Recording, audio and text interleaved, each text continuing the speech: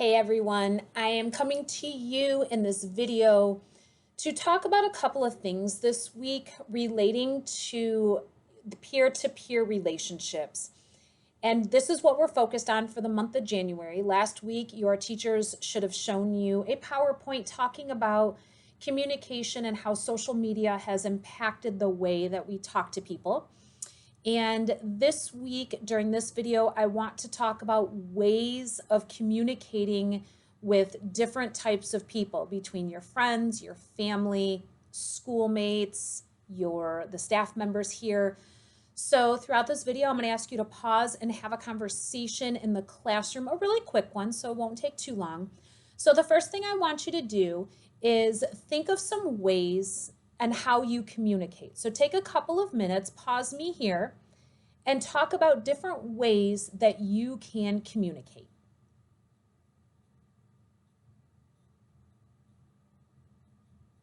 Okay, so now that you've talked about that, what are some ways? We can do it through actual talking. Sure, we can do it through social media. We can do it through writing. You guys communicate to me through all the pictures that you guys do for me. That's a form of communication. Now, when we communicate, how do you communicate with your friends? Is it always the nicest way? With your parents, with staff members? No. And I think a lot of times we forget that we act differently based on the group that we are talking to. So think about it. We talk differently when we're with our family versus when we're with our friends versus when we're in school versus when we're out of school. And we do. Adults do it as well. I don't talk to you guys the same way that I talk to my friends, and I don't talk the same way to the staff members that I talk to my family members. So it's the way you have to understand that different groups of people need different ways of communicating.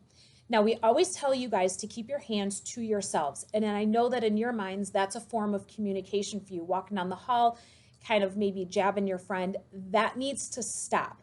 That is not an appropriate way to communicate while we're here in school. We are not pushing each other. We're not shoving each other. We are not saying, oh, we're going to go meet here and go hands-on and then tell the principals later that you guys were just playing. It's not an appropriate form of communication to go hands-on. You do not see the teachers walking down the hall, pushing, shoving, running after each other. That is an appropriate way of handling things. We speak to each other verbally, or we'll send an email, but we never go hands-on with each other. We need you guys to realize that too, because when you get into the real world, you cannot go hands-on with people and think that it is acceptable. So the next thing that I want to talk about is the way that you communicate with your peers verbally when maybe you don't know who they are. So I want you to pause the video and I want you to take a couple of minutes. Find someone in the classroom that you're in right now and just chat with them for a minute or two about your likes and dislikes. Now remember, it's someone that you really haven't talked to before. So pause the video and I want you to find a partner to talk to and just talk to each other for a few minutes about your likes and dislikes. Okay, now that you've done that, did you meet a new person? Did you maybe learn about them? So the next thing is I want you to make sure that we are not judging people based on what we hear from others. A lot of times when drama is brought to a staff member, it's not because of the two original people, it's because the people on the outside are stirring some things up and it's I heard this and I heard that. You need to go directly to the person and say, hey, I'd like to talk to you. And did you say this or is this correct? Because a lot of times the original person will say, I didn't say that. And we find out that it's people on the outside who are making things up to find the drama. So one way that you can handle that is we have many different resources here. We have Mrs. Miller, we have Mr. Garwood, we have Miss Stephanitis, we have Miss Roberts. We have the staff members here. We have our administrators here. You can go to any of us and say, hey, this is what I'm hearing.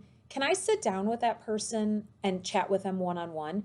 You don't have to confront them in the hallway or in the classroom or on social media via text. We provide you with a classroom here that you can sit down and chat with that person to allow you to get your feelings out and also to confront that person to say, hey, is this what you're really saying? A lot of times, like we said, when we drill down, we get to the bottom of it and we find out that it's not what was really said. You guys play that game of telephone. We screenshot things, we send texts of maybe this is what I heard, and it needs to stop. In order for you to become more mature, you have to understand that you can ask for that type of help and it not being a problem.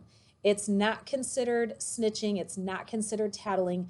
If you are mature enough to ask an adult to say, hey, I need to talk to this person because I want to set it straight.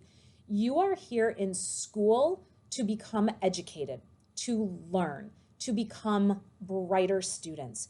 You are not going to use school as a stage for your drama. We are here to help you. So with that, please know that we are here to help you. Let's work on your communication skills with everyone in the school, but especially peer-to-peer. Talk to new people and see, maybe you'll learn and you'll get new friends. If you truly do not like someone, that is okay. You just simply stay away from them. You do not have to impart any drama. So I hope you take this to heart. Please know that we are here to help you, and I hope you have a wonderful day.